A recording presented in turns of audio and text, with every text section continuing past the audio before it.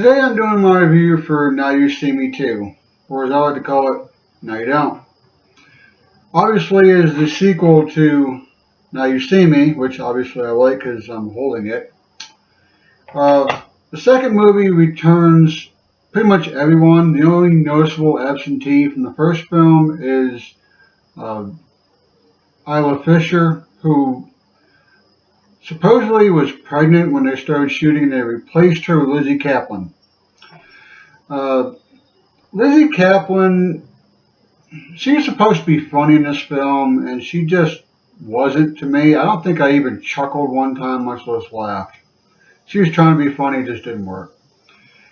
I just found her annoying, really, but not as annoying as Chase McKinney, who is Woody Harrelson's character's brother. You know, Woody Harrelson played Merrick McKinney in the first film. Chase McKinney is his brother, his twin brother, played by Woody Harrelson. Holy hell.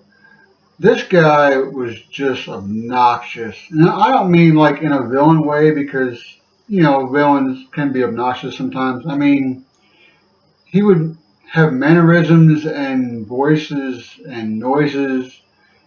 It reminded me of Jesse Eisenberg, ironically, from the movie.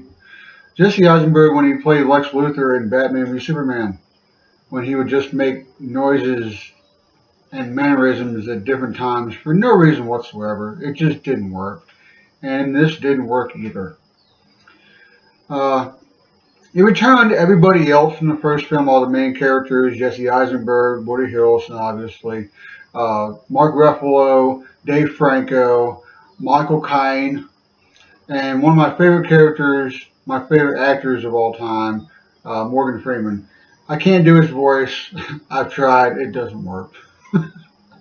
I won't make you suffer through that.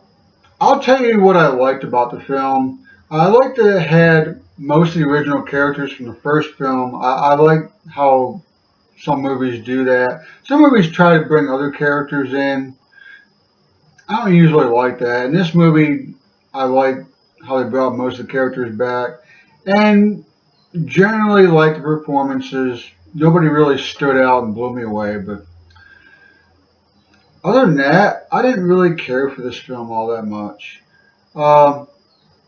In the first movie, some people say, well, you know, there's some bullshit in the movie, you know, that just couldn't happen. Well, if you thought there was some bullshit in the first movie, you should see the bullshit in the second movie. wait, I take that back. You shouldn't see the bullshit in the second movie. There was some stuff that happened in this movie that just, there's no way. I won't give any spoilers, but there's this one scene where Jesse Eisenberg is making water just stop and moving it in different directions, up, down, side, whatever.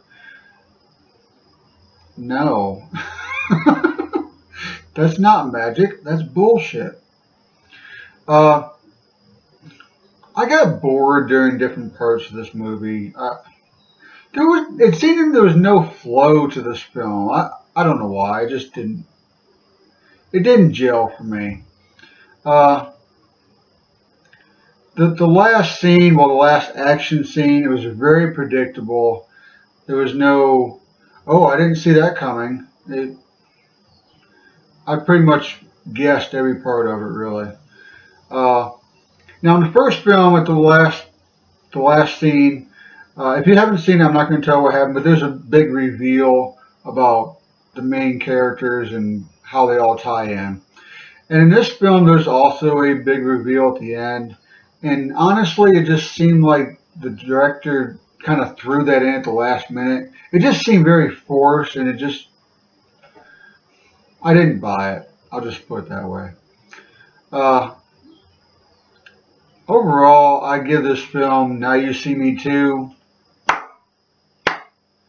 2 slow claps. I don't recommend this film, honestly. I really liked the first film. It was fun. I enjoyed myself. And this film, I'll be honest, there were a couple times I almost walked out. I was that bored.